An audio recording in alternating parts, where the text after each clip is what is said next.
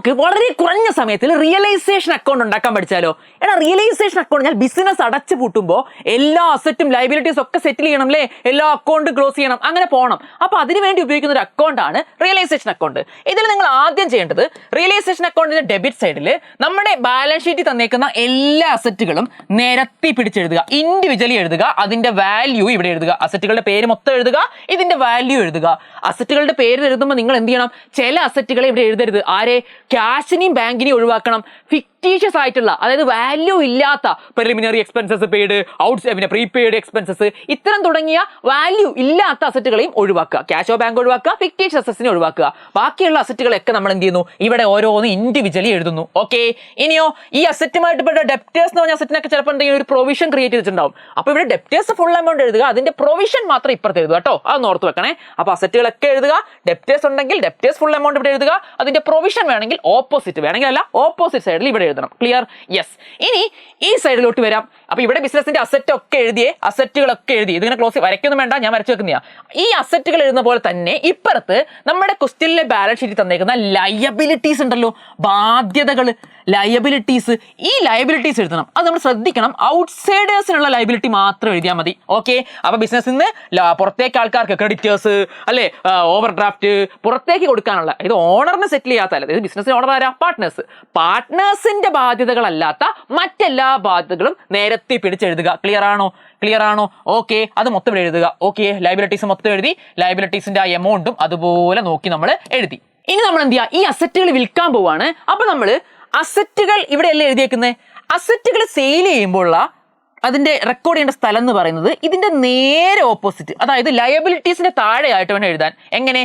Cash അല്ലെങ്കിൽ bank. എന്നിട്ട് ഓരോ അസറ്റ് വിൽക്കുമ്പോഴും ഓരോ ക്യാഷ് ഓർ ബാങ്ക് എഴുതുക. എന്നിട്ട് എന്ത് ചെയ്യുക? Sale of dash. ഓക്കെ, അല്ലെങ്കിൽ നിങ്ങൾക്ക് ഒരുമിച്ച് കൂട്ടി എല്ലാം കൂടി ക്യാഷ് ഓർ ബാങ്കിൽ എഴുതുകയും ചെയ്യാം. ഓക്കെ, അപ്പൊ അസറ്റുകൾ എത്ര രൂപയ്ക്കാണോ വിറ്റത് ആ എമൗണ്ട് വേണം ഇവിടെ എഴുതാൻ. അപ്പൊ അസറ്റുകളൊക്കെ ഇവിടെ എഴുതിയത്, പക്ഷെ അത് വിറ്റു, റിയലൈസ് ചെയ്തു എന്ന് ക്വസ്റ്റ്യൻ തന്നിട്ടുണ്ടെങ്കിൽ അത് എത്രയാണോ എമൗണ്ട് അത് ഓപ്പോസിറ്റ് സൈഡിൽ ക്യാഷ് ഓർ ബാങ്ക് എന്ന് പറഞ്ഞ് എഴുതുക. ഓക്കെ, ഇനി അസറ്റുകൾ വിറ്റതായിട്ട് ക്വസ്റ്റ്യനിൽ പറഞ്ഞില്ലെങ്കിൽ നിങ്ങൾ തന്നെ എന്ത് ചെയ്യണം? ഇതിൽ ഏത് അസറ്റാണോ പറയാത്തത് അത് എത്രയാണോ ഇവിടെ എഴുതിയേക്കുന്ന എമൗണ്ട് ആ എമൗണ്ട് തന്നെ നിങ്ങൾ തന്നെ എടുത്ത് വിൽക്കുകയും വേണം. അത് ഓർത്ത് വെച്ചോളൂ കേട്ടോ. അപ്പൊ അസറ്റുകൾ മുഴുവൻ നമ്മൾ എന്ത് ചെയ്യുന്നു? ഇവിടെ ഇട്ട് വിൽക്കുന്നു. അതിന് വിൽക്കുന്നതിന് പകരം ഏതെങ്കിലും പാർട്ട്ണർ എടുത്തിട്ട് പോയി കഴിഞ്ഞാലോ ഈ ക്യാഷ് ഓർ ബാങ്ക് എഴുതിയില്ലേ, അതേ സൈഡിൽ തന്നെ ക്യാഷ് ഓർ ബാങ്ക് എഴുതുന്നതിന് പകരം ആ പാർട്ട്ണറിന്റെ ക്യാപിറ്റൽ അക്കൗണ്ട് എഴുതി വെക്കുക, ആ പാർട്ട്ണറിന്റെ പേര് എഴുതി വെക്കുക. കഴിഞ്ഞു പരിപാടി. ക്ലിയർ? അപ്പൊ ക്വസ്റ്റ്യനിൽ ആ അസറ്റ് വിറ്റു എന്ന് പറഞ്ഞാൽ കുഴപ്പമില്ല, ക്യാഷ് ഓർ ബാങ്ക് എഴുതാം. ഇനി ഏതെങ്കിലും പാർട്ട്ണർ എടുത്തിട്ട് പോയി എന്ന് പറഞ്ഞാലോ ആ പാർട്ട്ണറിന്റെ പേര് എഴുതി വെക്കുക, എത്ര രൂപയ്ക്കാണോ അവൻ എടുത്തിട്ട് പോയത് അതും എഴുതി വെക്കുക. പരിപാടി കഴിഞ്ഞു കേട്ടോ. സിമ്പിൾ അല്ലേ? യെസ്. ഞാനിങ്ങനെ ഈ മഞ്ഞ വരെ താഴെ വരയ്ക്കുന്ന സെക്ഷനായി തിരിക്കുന്നത് മാത്രം, ശരിക്കും ഫോർമാറ്റിൽ എന്തില്ല, ഇങ്ങനത്തെ വരകളില്ല കേട്ടോ, ഇങ്ങനെ അടിയിൽ വരയ്ക്കുന്ന വരകളില്ല. യെസ്. ഇനി ലയബിലിറ്റീസ് പേ ചെയ്യലാണ് അടുത്ത ഡ്യൂട്ടി. അസറ്റൊക്കെ വിറ്റു, ബിസിനസ് അടച്ചു പൂട്ടുക, ഇനി ബാധ്യതകൾ കൊടുത്തു തീർക്കണം. അപ്പൊ ഈ ഔട്ട്സൈഡ് ലയബിലിറ്റീസ് എന്ത് ചെയ്യണം? നമ്മൾ കൊടുത്തു തീർക്കുകയാണ്. അത് നേരെ ഓപ്പോസിറ്റ് അസറ്റിന്റെ അടിയിലാണ് കാണിക്കുക കേട്ടോ. എന്താ? ഓരോ ലയബിലിറ്റി കൊടുക്കുമ്പോഴും ക്യാഷ് ഓർ ബാങ്ക് എന്ന് എഴുതുക. ഇവിടെ നമ്മൾ വിൽക്കുമ്പോൾ ഇപ്പുറത്ത് എഴുതി, ലയബിലിറ്റി കൊടുക്കുമ്പോൾ പേ ചെയ്യുമ്പോൾ എപ്പോൾ എഴുതുക? ഇവിടെ എഴുതുക ക്യാഷ് ഓർ ബാങ്ക് എന്ന്. എന്നിട്ട് ഓരോ ലയബിലിറ്റീസ് എത്ര രൂപയ്ക്കാണ് കൊടുത്തു തീർക്കുന്നത് ആ എമൗണ്ടും ഇവിടെ എഴുതുക. ഇനി ചില ലയബിലിറ്റി പറയും, ഏതെങ്കിലും പാർട്ട്ണർ അങ്ങ് ഏറ്റെടുക്കും. അസറ്റ് കൊണ്ടുപോയ പോലെ പറയും, ഞാൻ ഈ ലയബിലിറ്റി ഞാൻ വീട്ടിക്കോളാം. അങ്ങനെ ഏതെങ്കിലും പാർട്ട്ണറാണ് ഏറ്റെടുക്കുന്നതെങ്കിൽ ഈ ക്യാഷ് ഓർ ബാങ്കിന് പകരം ആ പാർട്ട്ണറിന്റെ പേര് എഴുതുക. പരിപാടി കഴിഞ്ഞു. Partners capital account. Clear? Okay, എന്തൊരു എളുപ്പമാണ് നോക്കടാ. അതായത് അസറ്റുകൾ ഇവിടെ എഴുതി, അത് വിൽക്കുമ്പോൾ ഇവിടെ എഴുതി, പാർട്ണർ എടുത്താൽ പാർട്ണറിന്റെ പേര്, വിറ്റാൽ ക്യാഷ് ഓർ ബാങ്ക്. ഇനി ലയബിലിറ്റീസ് മൊത്തം, ഔട്ട്സൈഡേഴ്സ് ലയബിലിറ്റീസ് മൊത്തം ഇവിടെ എഴുതി. അയ്യോ, മാഞ്ഞുപോയി. ഓക്കെ, ഔട്ട്സൈഡേഴ്സ് ലയബിലിറ്റീസ് മൊത്തം ഇവിടെ എഴുതി. ആ ലയബിലിറ്റീസ് വിൽക്കുമ്പോൾ അല്ല കൊടുത്തു തീർക്കുമ്പോൾ ഇപ്പുറത്ത് എഴുതി. ക്യാഷ് ഓർ ബാങ്ക് കൊടുത്ത് എഴുതുമ്പോൾ എത്രയാണ് കൊടുത്ത് അത് ഇവിടെ എഴുതി. അല്ലെങ്കിൽ ഏതെങ്കിലും പാർട്ണർ എടുത്താൽ ആ പാർട്ണറിന്റെ പേര് എഴുതി, ആ എമൗണ്ട് എഴുതി. എളുപ്പമല്ലേ? ഇനി അൺറിക്കോർഡർ ആയിട്ടുള്ള എന്തെങ്കിലും അസറ്റ് വന്നു വിചാരിക്കുക. അൺറിക്കോർഡർ ആയിട്ടുള്ള അസറ്റ് അല്ലെങ്കിൽ അൺറിക്കോർഡർ ആയിട്ടുള്ള ലയബിലിറ്റി, അങ്ങനെയാണെങ്കിൽ ഒന്നുമില്ല, ഇവിടെ ഒന്നും എഴുതണ്ട. അൺറിക്കോർഡർ ആയിട്ടുള്ളത് ഏറ്റവും ഫസ്റ്റ് സെക്ഷനിൽ ഒന്നും എഴുതണ്ട. പക്ഷെ എന്ത് ചെയ്യുക? ഈ ക്യാഷ് ഓർ ബാങ്ക് കണ്ടോ, അൺറിക്കോർഡർ അസറ്റ് വിറ്റ് എന്ത് ചെയ്താൽ മതി? ഈ ക്യാഷ് ഓർ ബാങ്ക് തന്നെ എഴുതുക. ആ അൺറിക്കോർഡർ അസറ്റിന്റെ ബ്രാക്കറ്റിൽ അൺറിക്കോർഡർ അസറ്റ് എഴുതുക, എമൗണ്ട് എഴുതുക. പരിപാടി കഴിഞ്ഞു. അൺറിക്കോർഡർ ലയബിലിറ്റി ആണെങ്കിലോ അതും ഇങ്ങനെ തന്നെ ക്യാഷ് ഓർ ബാങ്ക് എഴുതുക. ഇനി ആ അൺറിക്കോർഡർ ലയബിലിറ്റി പാർട്ണർ എടുത്തിട്ടുവാണെങ്കിൽ പാർട്ണറിന്റെ പേര് എഴുതുക. ഓക്കെ, അപ്പൊ ഇവിടെ എന്താണോ ട്രീറ്റ്മെന്റ്, ഇവിടെ മാത്രമേ അൺറിക്കോർഡർ അസറ്റിനും ലയബിലിറ്റിക്കും ട്രീറ്റ്മെന്റ് ഉള്ളൂ. വിറ്റാൽ ക്യാഷ് ഓർ ബാങ്ക്, പാർട്ണർ എടുത്തിട്ട് പോയി കഴിഞ്ഞാൽ പാർട്ണറിന്റെ പേര്. മുകളിൽ എന്ത് ചെയ്യണ്ട? അൺറിക്കോർഡ് ലയബിലിറ്റിനെ അസറ്റിനെ ഒന്നും മൈൻഡ് ചെയ്യണ്ട, അത് ബുക്കിലുള്ളതിന് മാത്രം മുകളിൽ എഴുതിയാൽ മതി. ഓക്കെ, ഇനി റിയലൈസേഷൻ എക്സ്പെൻസസ് ഒക്കെ എന്തെങ്കിലും പേ ചെയ്തിട്ടുണ്ടെങ്കിൽ റിയലൈസേഷൻ എക്സ്പെൻസസ് അത് പേയ്മെന്റ് സൈഡിലാണ്. കാരണം ലയബിലിറ്റി പേ ചെയ്ത സൈഡ് എവിടെയാണ്? ഇവിടെ ഇല്ലേ. അപ്പൊ അതേ സൈഡിൽ തന്നെ നമ്മൾ ക്യാഷ് ഓർ ബാങ്ക് എഴുതുക. എന്ത് പേ ചെയ്താലും ക്യാഷ് ഓർ ബാങ്ക് എഴുതുക, ബ്രാക്കറ്റിൽ റിയലൈസേഷൻ എക്സ്പെൻസ്. ഇനി അതൊരു പാർട്ണറാണ് പേ ചെയ്തെങ്കിലോ ക്യാഷ് ഓർ ബാങ്കിന് പകരം ആ പാർട്ണറിന്റെ പേര്. കണ്ടോ എന്തൊരു എളുപ്പമാണ് നോക്കടാ, എന്തൊരു എളുപ്പമാണ്. ഇനി എന്ത് ചെയ്യുക, അക്കൗണ്ട് ബാലൻസ് ചെയ്യുക. ക്രെഡിറ്റ് സൈഡ് ആണ് കൂടുതൽ ടോട്ടൽ കിട്ടിയതെങ്കിൽ റിയലൈസേഷൻ പ്രോഫിറ്റ് ആണ്, ഡെബിറ്റ് സൈഡ് ആണ് കൂടുതൽ കിട്ടുന്നതെങ്കിൽ റിയലൈസേഷൻ ലോസ് ആണ്.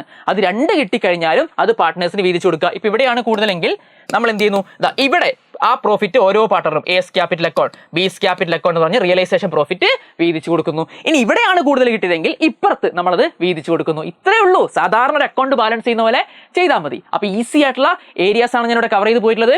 നമുക്കൊരു ക്വസ്റ്റ്യൻ നോക്കിയാൽ നിങ്ങൾ കറക്റ്റ് ആയിട്ട് മനസ്സിലാവും. ഇതാ ബാലൻസ് ഷീറ്റിൽ ലയബിലിറ്റി ഉണ്ട്, അസറ്റ് ഉണ്ട്, ദ ഫേം ഡിസോൾവ് ചെയ്യുന്നുണ്ട്, സ്റ്റോക്ക് റിയലൈസ്, സൺഡ്രി ഡെപ്റ്റേഴ്സ്, അതൊക്കെ കുറച്ച് കാര്യങ്ങൾ പറയുന്നുണ്ട്.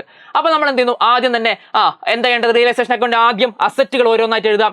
ബാങ്ക് എഴുതരുതെന്ന് പറഞ്ഞു. ബാങ്കും ക്യാഷും ഫിക്റ്റീഷ്യസ് അസറ്റ്സും എഴുതരുത്. ബാങ്ക് എഴുതുന്നില്ല. സ്റ്റോക്ക് എഴുതണം, കാരണം സ്റ്റോക്ക് വിറ്റാ പൈസ കിട്ടും. ഫിക്റ്റീഷ്യസ് ഒന്നുമല്ല, സ്റ്റോക്ക് എഴുതണം. അപ്പൊ നമ്മൾ ആദ്യം തന്നെ സ്റ്റോക്ക് എഴുതി. എത്രയാ സ്റ്റോക്ക്? 10,000 രൂപ.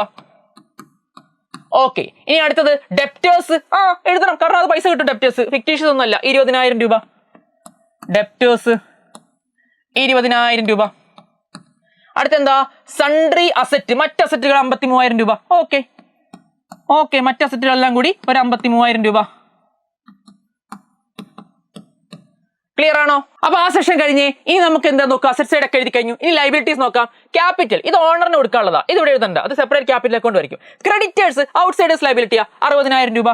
അത് നമ്മൾ എന്ത് ചെയ്യണം, ലൈബിലിറ്റീസ് ആയിട്ട് എഴുതണം. ക്രെഡിറ്റേഴ്സ് 60,000 രൂപ. ഇനി റിസർവ് ഫണ്ട്, ഇത് ഓണറിന്റെ ഫണ്ട് തന്നെയാണ്. ക്യാപിറ്റൽ പോലൊരു ഫണ്ടാണ് റിസർവ്. അത് നമ്മൾ സാധാരണ റിസർവിന് അഡ്ജസ്റ്റ്മെന്റ് ചെയ്താൽ, ഇത് ലൈബിലിറ്റി ഒന്നല്ല. അല്ലെ പുറത്ത് കൊടുക്കാനുള്ള ലൈബിലിറ്റി ആണ് റിസർവ് അല്ല. അപ്പം ഇനി പാർട്ട്നേഴ്സ് ലോൺ അക്കൗണ്ട് ഉണ്ടെങ്കിലും അതും പാർട്ട്ണറിന്റെ പിന്നെ നമ്മൾ എഴുതരുത്, റിയലൈസേഷനിലേക്ക് എടുക്കരുത്, കാരണം അത് ഓണറിനുള്ള ബാധ്യതയാണ് പാർട്ട്നേഴ്സ് ലോൺ. പക്ഷേ മിസ്സിസ് എസ് ലോൺ അക്കൗണ്ട്, അതായത് പാർട്ട്ണറിന്റെ ഭാര്യയുടെ ലോൺ അക്കൗണ്ട് എന്നൊക്കെ പറഞ്ഞാൽ അത് നമ്മൾ റിയലൈസേഷൻ അക്കൗണ്ടിലേക്ക് എടുക്കണം, കാരണം ഭാര്യ ഔട്ട്സൈഡർ ആണ്. ഓക്കെ, ശരി. അപ്പൊ നമ്മൾ ലൈബിലിറ്റി സൈഡും അസറ്റ് സൈഡും കഴിഞ്ഞു. ഇനി ഓരോന്ന് വായിക്കാം. ഫേം ഡിസോൾവ് ആയി പോയി. ഓക്കെ, ഡിസോൾവ് ആയിട്ട് അവർ അടച്ചുപൂട്ട് എന്ത് ചെയ്യട്ടെ, സ്റ്റോക്ക് വിറ്റു. എത്ര രൂപയ്ക്ക്? 9,000 രൂപയ്ക്ക്. സ്റ്റോക്ക് വിറ്റു 9,000 രൂപയ്ക്ക്. അപ്പൊ അസറ്റ് വിറ്റ് എവിടെ എഴുതാ? ഇവിടെ അല്ലേ? ഇവിടെ നമുക്ക് ബാലൻസ് ഷീറ്റിൽ ബാങ്ക് ആണ്, അപ്പൊ നമുക്ക് ബാങ്ക് ഉപയോഗിക്കാം. എന്നിട്ട് സ്റ്റോക്ക് റിയലൈസ്ഡ്, സ്റ്റോക്ക് വിറ്റു. കണ്ടോ, എന്തിന് എത്ര എഴുതുക? 9,000 രൂപയ്ക്കാണ് വിറ്റത്, അപ്പൊ 9,000 എഴുതി. അപ്പൊ അത് കഴിഞ്ഞു. സൺഡ്രി അസറ്റ് സോൾഡ്, 45,000 രൂപയ്ക്ക് സൺഡ്രി അസറ്റും വിറ്റു. ഓക്കെ, അപ്പൊ വീണ്ടും ബാങ്ക്. കണ്ടോ, ബാങ്ക് എന്ന് എഴുതാൻ പാടുള്ളൂ കേട്ടോ, അല്ലാണ്ട് വീണ്ടും സൺഡ്രി അസറ്റ് എഴുതി വെക്കരുത്. എന്താണ് സൺഡ്രി അസറ്റ് സോൾഡ്, അല്ലെങ്കിൽ സോൾഡ് സൺഡ്രി അസറ്റ്. എത്ര രൂപയ്ക്കാണ് വിറ്റത്? 45,000 രൂപയ്ക്ക്. അടുത്തത് അതും കഴിഞ്ഞു. റിയലൈസേഷൻ എക്സ്പെൻസ് മെറ്റ് 2,000 രൂപ. റിയലൈസേഷൻ എക്സ്പെൻസ് മെറ്റ് 2,000 രൂപ. എടാ, റിയലൈസേഷൻ എക്സ്പെൻസ് നമ്മളിത് ഇവിടെ എഴുതിയിട്ടുണ്ടോ അല്ലേ? ബാങ്ക്, കാരണം പേയ്മെന്റ് സൈഡ് ഇപ്പുറത്താ. റിയലൈസേഷൻ എക്സ്പെൻസ് എത്ര രൂപയാ? 2,000 രൂപ. ഇനി എന്താ അവിടുത്തെ ക്രെഡിറ്റേഴ്സ് പെയ്ഡ് ഇൻ ഫുള്ള്. ക്രെഡിറ്റേഴ്സിന് പേയ്മെന്റ് ഫുള്ള് കൊടുത്തു. അപ്പൊ ക്രെഡിറ്റേഴ്സ് 60,000 ആണ്, ഫുൾ പേയ്മെന്റ് കൊടുത്തു. ക്രെഡിറ്റേഴ്സ് പേ ചെയ്താൽ ഇപ്പുറത്ത് എഴുതുക bank. Creditors paid in full എത്രയാ? 60,000 റുപ്യ. പെയ്ഡ് എന്ന് എഴുതിയാൽ മതി, 60,000 റുപ്യ. ഇനി നിങ്ങൾ നോക്കൂ, ക്വസ്റ്റ്യൻ എല്ലാം കഴിഞ്ഞു, ക്വസ്റ്റ്യനേ കഴിഞ്ഞു. ഇനി നിങ്ങൾ നോക്കണം, ഏതെങ്കിലും അസറ്റ് വിൽക്കാൻ ബാക്കിയുണ്ടോ, അല്ലെങ്കിൽ ഏതെങ്കിലും ലൈബിലിറ്റി കൊടുക്കാൻ ബാക്കിയുണ്ടോ എന്നുള്ളത് നിങ്ങൾ ശ്രദ്ധിക്കണം. ആദ്യം സ്റ്റോക്ക് വിറ്റല്ലോ, സ്റ്റോക്ക് ഒക്കെ വിറ്റു. ഡെപ്റ്റേഴ്സ് കണ്ടോ, ഡെപ്റ്റേഴ്സ് പൈസ നന്നായിട്ട് ക്വസ്റ്റ്യൻ എവിടെയും പറയുന്നില്ല. അപ്പൊ നമ്മൾ തന്നെ ആ ഡെപ്റ്റേഴ്സ് എന്ത് ചെയ്യണം? റിയലൈസ് ചെയ്യണം. ഓക്കെ, ബാങ്ക് എന്ന് എഴുതുക. എന്നിട്ട് ഡെപ്റ്റേഴ്സ് റിയലൈസ്ഡ്. ക്വസ്റ്റ്യനിൽ പറഞ്ഞില്ലെങ്കിൽ നമ്മൾ തന്നെ എടുത്ത് റിയലൈസ് ചെയ്യണം. എത്രയാണ് ഡെപ്റ്റേഴ്സിന് വിലയുള്ളത്? 20,000. ആ ഒറിജിനൽ വില തന്നെ എഴുതി വെക്കുക. കാരണം ക്വസ്റ്റ്യനിൽ പറയുന്നില്ലെങ്കിൽ എന്ത് ചെയ്യുക, എന്താണോ അതിന്റെ ഒറിജിനൽ വില അത് തന്നെ റിയലൈസ് ചെയ്തു എന്ന് പറഞ്ഞ് എഴുതി വെക്കുക. ഓക്കെ, അപ്പൊ ഡെപ്റ്റേഴ്സ് റിയലൈസ്ഡ് എഴുതി. ഇനി നോക്കൂ, വേറെ ഏതെങ്കിലും അസറ്റ്, സൺഡ്രി അസറ്റ് ഒക്കെ വിറ്റു, ക്രെഡിറ്റേഴ്സ് ആണെങ്കിൽ പേയ്മെന്റ്. അപ്പൊ ഫുൾ കംപ്ലീറ്റ് ആയില്ലേ? ഫുൾ കംപ്ലീറ്റ് ആയി. ഇനി ഈ അക്കൗണ്ട് ബാലൻസ് ചെയ്താൽ മാത്രം മതി. എന്തൊരു എളുപ്പം. കൂട്ടിക്കോ, ക്രെഡിറ്റ് സൈഡും ഡെബിറ്റ് സൈഡും കൂട്ടിക്കോ. ക്രെഡിറ്റ് സൈഡും ഡെബിറ്റ് സൈഡും കൂട്ടിക്കോ. 1,45,000, 1,45,000. ഓക്കെ, 60, 9, 69, 45 അല്ലെ? 114, 120, 134 വരുന്നത്. ഇവിടെ ടോട്ടൽ ചെയ്യുമ്പോഴോ 30, 50, 83, 60, 143, 145. അപ്പൊ ഇവിടെ ഡെബിറ്റ് സൈഡ് ആണ് കൂടുതൽ കേട്ടോ. ഈ 145 പറഞ്ഞ ഡെബിറ്റ് സൈഡ് ആ കൂടുതൽ, ക്രെഡിറ്റ് സൈഡ് അല്ല. അപ്പൊ ഇവിടെ 145 എഴുതുക. അപ്പൊ അതിന്റെ അടുത്ത റിയലൈസേഷൻ ലോസ് ആണ്. അപ്പൊ ഇവിടെയാണ് മിസ്സിങ്. എത്രയാ മിസ്സിങ് നോക്ക്? 11,000 ആണ് മിസ്സിങ്. 134 അല്ലേ ഇവിടെ വന്നത്, 11,000 മിസ്സിംഗ് ആണ്. ഇത് നമ്മൾ എന്ത് ചെയ്യുന്നു? ഏത് പാർട്ട്നേഴ്സിന്? റിനീഷയ്ക്കും ആര്യയ്ക്കും കൊടുക്കുന്നു. ഈ നഷ്ടം റിനീഷാസ് ക്യാപിറ്റല്,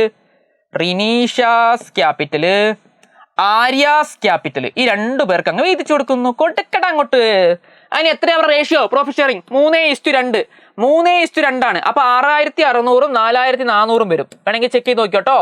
6,600, 4,400, 11,000 ഇൻറ്റു 3:2 എന്നുള്ള റേഷ്യോ ഇല്ലേ? 3/5, 2/5 ചെയ്താൽ 6,600, 4,000 കിട്ടും. ഇത്രയേ ഉള്ളൂ പരിപാടി. എന്തൊരു എളുപ്പമാണ് റിയലൈസേഷൻ അക്കൗണ്ട് ഉണ്ടാക്കാൻ, എന്തൊരു എളുപ്പമാണ്. ഓക്കെ, അപ്പൊ ഇതാ കറക്റ്റ് സിമ്പിൾ ആയിട്ട് അസറ്റ് ഒക്കെ എഴുതി, അത് വിറ്റാൽ ഇവിടെ, ലയബിലിറ്റീസ് ഇവിടെ എഴുതി, വിറ്റാൽ കൊടുത്തു തീർക്കുമ്പോൾ ഇവിടെ, ഇനി റിയലൈസേഷൻ എക്സ്പെൻസ് പേ ചെയ്യുന്നതൊക്കെ ഇവിടെ, അത് കഴിഞ്ഞാൽ പ്രോഫിറ്റും ലോസും കണ്ടുപിടിക്കുക, പരിപാടി തീർക്കുക, ഖത്തം ഹോക്കെയാ. ഓക്കെ, ഇവിടെ പാർട്ണർ ഏറ്റെടുത്തൊന്നും പറയുന്നില്ല, പക്ഷെ നിങ്ങൾ നേരത്തെ അർത്ഥം നിങ്ങൾക്കറിയാം, പാർട്ട്നേഴ്സ് ഏറ്റെടുത്താൽ ഇവിടെയാണ് വരിക. ഓക്കെ ശരി സാർ, അപ്പൊ നിങ്ങൾക്ക് എന്ത് ചെയ്യാം, ഡൗട്ട്സ് ഒക്കെ ഉണ്ടെങ്കിൽ ക്ലിയർ ചെയ്യാം. എന്റെ പേര് കുമാരിയ, നമുക്ക് മറ്റൊരു വീഡിയോയിൽ കാണാം. അതുവരെ ബൈ.